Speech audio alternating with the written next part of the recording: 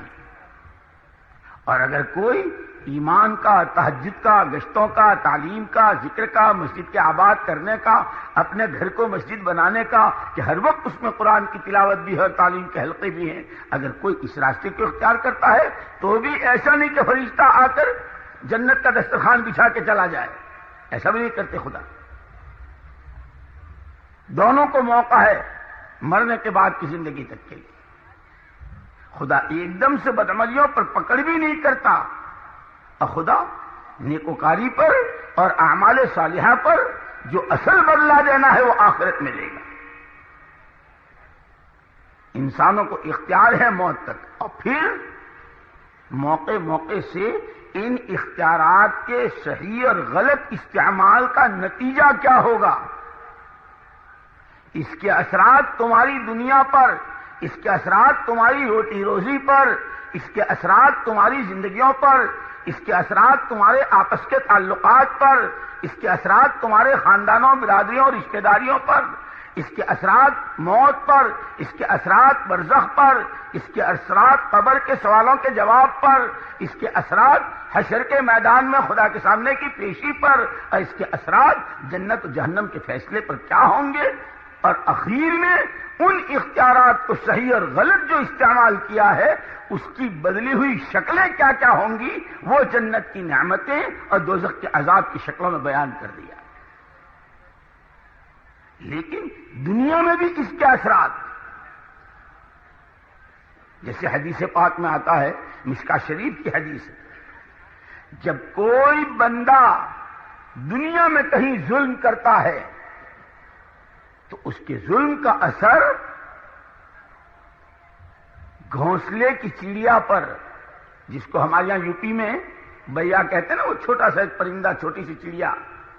حدیث پاک میں آتا ہے کہ وہ جب دنیا میں کہیں ظلم ہوتا ہے تو وہ اپنے گھونسلے میں اتنی متاثر ہوتی ہے کہ ظلم سے وہ دبلی ہو جاتی ہے۔ حدیث پاک کا مضمون اختیار تھا کہ ہاتھ دیا ہے ہم نے تمہیں، اسے یتیم کے سر پر شفقت کا پھیرو یا یتیم کے تھپڑ مار کے اس کے ہاتھ کی روٹی چھین لو، اختیار ہے دونوں طرح کا۔ جس وقت اختیار کو استعمال کرے گا نہ فرشتہ ڈنڈا مارے گا، نہ فرشتہ جیب میں نوٹوں کا بنڈل ڈالے گا۔ اگر اس نے یتیم کے سر پر شفقت کا ہاتھ پھیرا،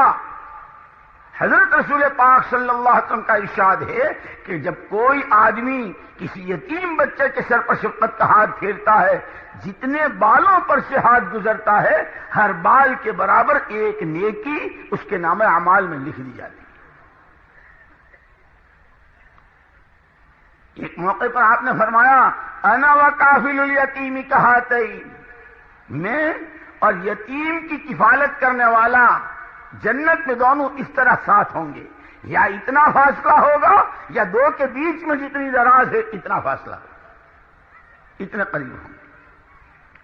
اب اختیار ہے یتیموں کی خیر خبر، بیواؤں کی خیر خبر، بھوکے تو کھلانا، اور یا اختیار ہے یتیموں کی روٹی چھیننا، ان کی زمینوں کو قبضہ کرنا، ان سے زبردستی دستخط کروا لینا، اور بیواؤں کو ستانا، ان کے گھروں کو لوٹنا، دونوں کا اختیار ہے۔ اتنا طے ہے، پھول کی راہ پہ خوشبوئیں ہیں، کانٹوں کی راہ پہ چبھن ہے۔ اور یہ آج تک دنیا میں کہیں کوئی تجربہ نہیں بدلا ہے اس کا کہ کہیں چنے بوئے گئے ہوں اور اس پر گیہوں آئے ہوں۔ قدرت تو اللہ کو ہے، ایک ہے اللہ کی سنت اور ایک ہے اللہ کی قدرت۔ قدرت اللہ کی جب چاہے، جو چاہے، جہاں چاہے، جس طرح چاہے، وہ کسی قانون کا اور کسی سبب کا پابند نہیں۔ قل هو اللہ احد، کہہ دیجئے پیارے پیغمبر صلی اللہ علیہ وسلم، اللہ ایک ہے، اکیلا ہے، نرادھار ہے، بے نیاز ہے، اسے کسی کی ضرورت نہیں، ہر ایک اس کا محتاج ہے۔ قدرت اس کی ایسی ہے، چاہے زمین کو آسمان پہ لے جائے، آسمانوں کو زمین پہ لے آئے، قدرت اس کی ہر چیز کی۔ لیکن ایک اس کی سنتیں ہیں، عورت آدمی ہی کا بچہ جنے گی، مرغی انڈا دے گی، چنے کے پودے پر چنے آئیں گے، انگور کی بیلوں پر انگور کے خوشے لگیں گے،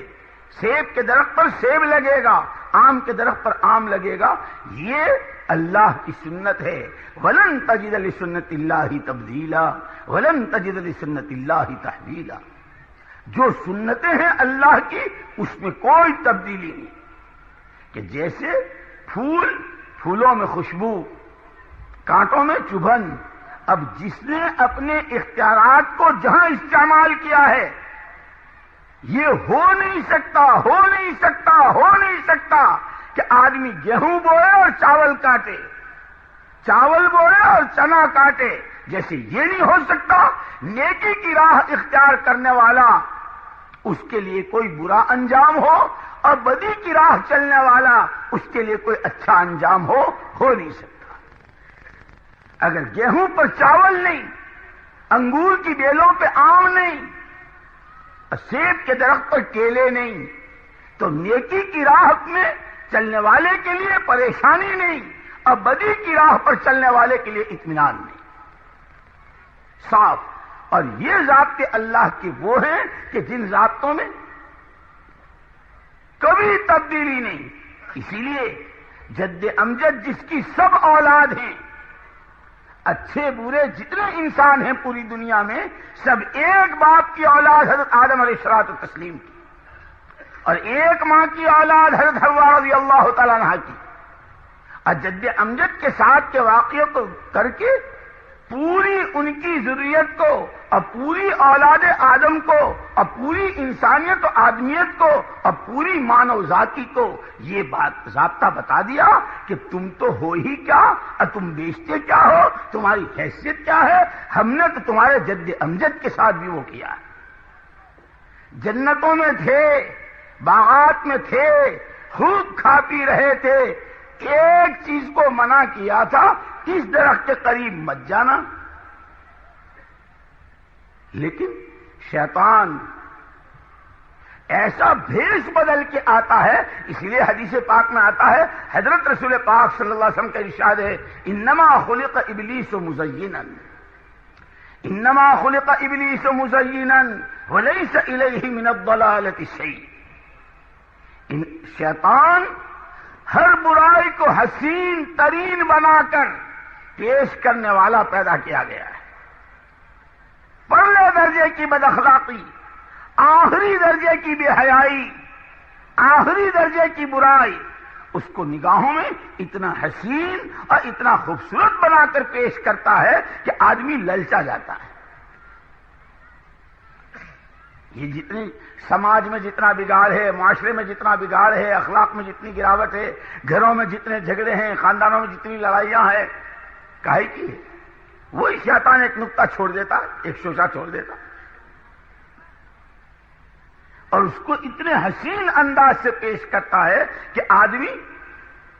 اکثر اس میں بہے. حضرت آدم و حوا علیہ الصلوۃ والتسلیمات جنت میں تھے. آ کے کیا کہا؟ یہ اس درخت کے پاس جانے اور اس کے دانے کے کھانے کو جو منع کیا ہے وہ اس لیے کہ کہیں تم ہمیشہ ہمیش نہ رہ جاؤ.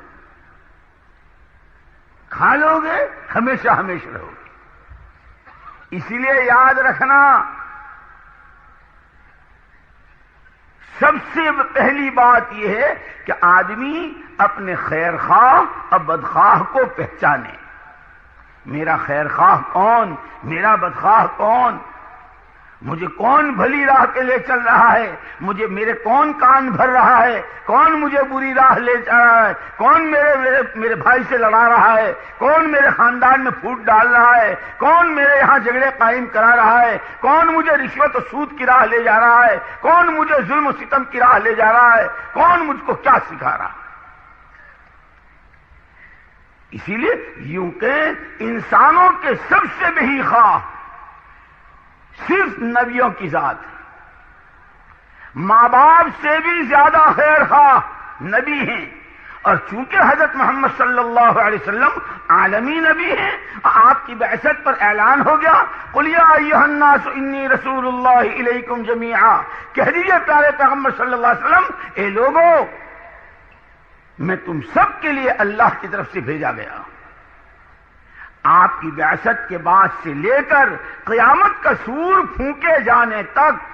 جو آدم کا بچہ اور جو حوا کی بیٹی وہ محمد صلی اللہ علیہ وسلم کی امت میں ہیں، اور آپ ان کے لیے سراپا نور، سراپا رحمت، اور جو طریقہ لے کر آئے وہ عین خیر خواہی ہے ہر مرد و عورت کے لیے۔ اسی لیے کہا جب نبی کی راہ چکو گے، جب نبی کی راہ چھوڑو گے، جب دائیں بائیں بھٹکو گے، جب ادھر ادھر دیکھو گے وہی مار کھاؤ گے۔ ان ھذا صراطی مستقیما فاتبعوہ ولا تتبعوا السبل فتفرق بکم عن سبیلہ، کہ محمد صلی اللہ تعالی علیہ وسلم انسانوں کے لیے زندگی گزارنے کا، انسانی جان و مال کے اختیارات کے استعمال کا جو طریقہ لے کر آئے ہیں بہت سیدھا صاف، کیسا؟ سمحاء بیضاء، سمحاء بیضاء لیلھا کنہاریھا،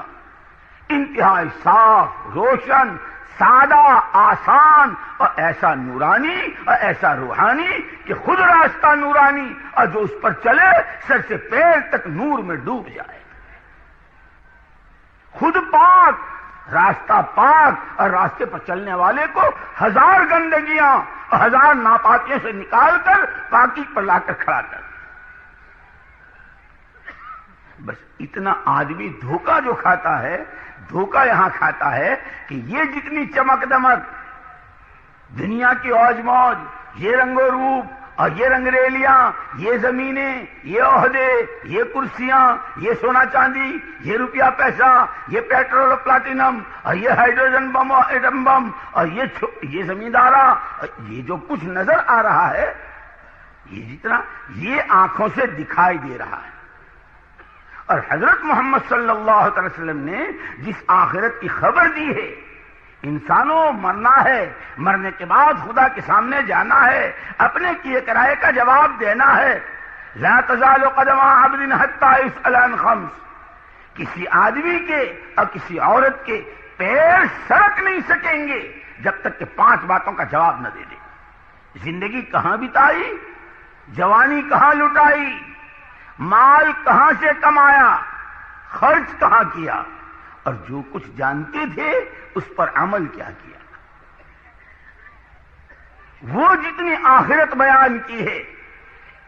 ان میں کی کوئی چیز اس وقت نظر نہیں آ رہی۔ اسی لیے آدمی دنیا کے سامانوں کو، دنیا کی چیزوں کو، دنیا کے عہدوں کو، دنیا کی زمینوں کو، جاگیروں اور جائیدادوں کو سامنے رکھ کر جب اپنا عمل بگاڑتا ہے اور اپنے آپ کو جانوروں کی صف میں لا کے کھڑا کر دیتا ہے، ایسا جانور کہ جسے خود غرضی میں برابر کی بندھی ہوئی بکری کی بھوک، برابر کی بندھی ہوئی بھینس کی پیاس، اس کے بچے کی بیماری، اس سے کوئی پرواہ نہیں، مجھے میرا چارہ مل جائے، میرا دانہ مل جائے، میں جگالی لیتی رہوں، مرے مرے، جیے جیے، ملے ملے، نہ ملے نہ ملے۔ یہ تو جانوروں کی بات ہے۔ جب انسان صرف دنیا کی چیزوں کو سامنے رکھ کر اپنے آپ کو چلاتا ہے، گھر میں، معاشرے میں، کاروبار میں، انفراد میں، اجتماع میں، اور اس کے سامنے صرف دنیا ہی ہوتی ہے، وہ کہنے کو انسان، بولی انسانوں کی بولتا ہے، کپڑے انسانوں کے پہنتا ہے، رجسٹروں میں نام انسانوں کے لکھا جاتا ہے، دفتروں میں نام انسانوں کے لکھا جاتا ہے، یہاں تک کہ محلوں میں انسانوں کے رہتا ہے۔ لیکن اگر صرف خود غرضی کی بنیاد پر میری بنے چاہے کسی کی بنے نہ بنے، میری روٹی، میرا کپڑا، میرا مکان، میری بیٹی، میرا بیٹا، صرف میرا میرا جہاں ہے، اگر اس بنیاد پہ جی رہا ہے تو یہ جانوروں کی اس قسم میں ہے کہ جن کے سامنے صرف اپنا پیٹ بھرنا، اپنی جگالی لینا، اپنا دانہ چوگ لینا، اپنی چونچ مارتے رہنا۔